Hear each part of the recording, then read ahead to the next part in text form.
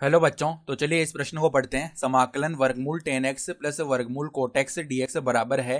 तो यहाँ पर देखो, हमें चारों विकल्पों में से सही विकल्प का चयन करना है। ठीक है, तो प्रश्न में आगे बढ़ने से पहले इस प्रश्न से संबंधित जो मुख्य अवधारणा है उसकी हम चर्चा कर लेते हैं। ठीक है, तो देखो मुख्य अवधारणा क्या हो जाएगी। हम जानते हैं एक समाकलन का सूत्र कि समाकलन dx बट्टा वर्गमूल 1 माइनस एक्स स्क्वायर, इसका जो मान है ना वो किसके बराबर आता है, साइन इनवर्स एक्स प्लस में समाकलन का चर सी ये आता है। ठीक है, तो अब ये जो दिया हुआ समाकल है इसको एक बार आई बोल दिया हमने, तो आई बराबर में क्या आ जाएगा, समाकलन के अंदर वर्गमूल 10x प्लस में वर्गमूल का कोट एक्स ये आ गया।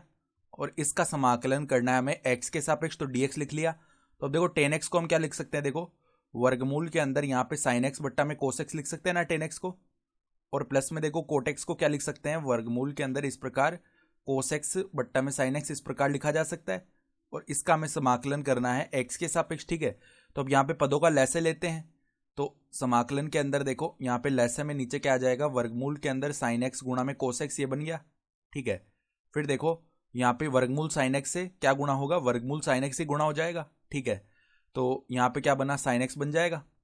फिर प्लस में इसी प्रकार कोस एक्स बन जाएगा। ठीक है, और यहाँ पे dx है, तो ये पद आ गया।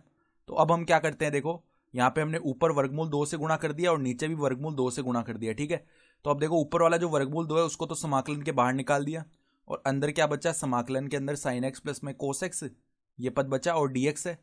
और बट्टा में जो वर्गमूल 2 है उसको अंदर गुणा कर दिया।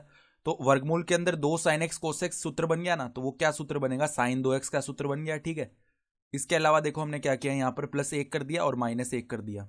ठीक है, तो ये करने का देखो यहाँ पे क्या फायदा होगा, यहाँ पर हमने क्या किया, +1 और -1 किया। तो ये हम देखो क्यों कर रहे हैं, यहाँ पर हम देखो एक पूर्ण वर्ग बनाना चाहते हैं। तो आई बराबर में अगर हम लिखें, आई बराबर में देखो क्या आ जाएगा, वर्गमूल 2 समाकलन के अंदर क्या है, साइन एक्स प्लस में कोस एक्स ये पद है और dx। ठीक है, फिर देखो फिर यहाँ पे हम क्या बना रहे हैं, नीचे वर्गमूल के अंदर अगर हम देखो क्या बनाना चाहें, sine x minus cos x, इसका अगर हम स्क्वायर बनाना चाहें तो देखो इसको जब हम खोलेंगे ना तो कौन कौन से पद बनेंगे, देखो sine x minus cos x के स्क्वायर को एक बार हमने खोला। ठीक है, तो इसको अगर खोलेंगे तो एक तो आएगा साइन स्क्वायर एक्स, प्लस में आएगा कोस स्क्वायर एक्स, और माइनस में आएगा 2 साइन एक्स कोस एक्स। ठीक है, ये पद आएगा। अब -2 साइन एक्स कोस एक्स इसको हम कैसे लिख सकते हैं, माइनस का साइन 2x लिखा जा सकता है ना। ठीक है, तो अब देखो sine square x plus cos square x ये तो क्या हो गया, 1 हो गया, तो 1 माइनस साइन 2x। तो 1 माइनस साइन 2x की जगह हम क्या लिख सकते हैं, sine x minus cos x का होल स्क्वायर। ठीक है, तो यहाँ पे हम क्या करते हैं, देखो यहाँ पे प्लस का साइन 2x है ना, तो हमने क्या किया, देखो इसको ऐसे लिख लिया। किस प्रकार से लिखा, देखो ध्यान से देखना, बराबर में वर्गमूल 2 और ऊपर तो क्या है, साइन एक्स प्लस में कोस एक्स और dx है। ठीक है, और नीचे हमने क्या किया, देखो वर्गमूल के अंदर इस बीच वाले एक को तो हमने अलग लिखा, माइनस हमने उबेनिश लिया, तो 1 माइनस साइन 2x ये बच जाएगा ना अंदर।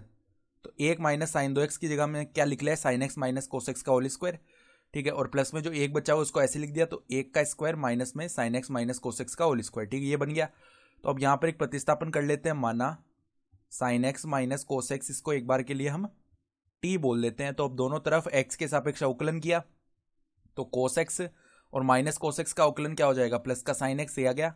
ठीक है, बराबर में क्या आएगा, डी टी बट्टा में डी एक्स।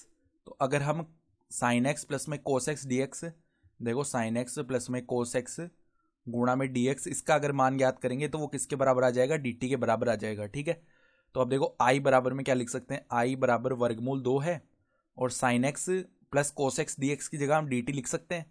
तो समाकलन के अंदर डी टी बट्टा में वर्गमूल के अंदर देखो 1 माइनस में टी स्क्वायर ये आ गया। तो यहाँ पे देखो जब मुख्य उदाहरणा में सूत्र लिखा था वो लग जाएगा, तो वर्गमूल 2 और ये क्या बन गया, साइन इनवर्स टी बन जाएगा, प्लस में समाकलन का चर सी आ गया। तो अब टी का मान उठा के रख देते हैं हम, टी हमने क्या माना था, sine x minus cos x. ठीक है, तो ये क्या बन गया, वर्गमूल 2 साइन इनवर्स के अंदर क्या आ जाएगा, sine x minus cos x ये पद आ गया, और प्लस में समाकलन का चर सी आ गया। ठीक है, तो अगर अब हम विकल्प देखेंगे तो देखो वर्गमूल 2 गुणा में क्या आ रहा है, sine inverse sine x minus cos x plus में समाकलन का चर सी आ रहा है ना। तो विकल्प देखेंगे तो विकल्प ए जो है वो हमारा सही विकल्प आ रहा है। तो आशा करता हूँ कि आपको ये प्रश्न समझ में आया होगा। धन्यवाद।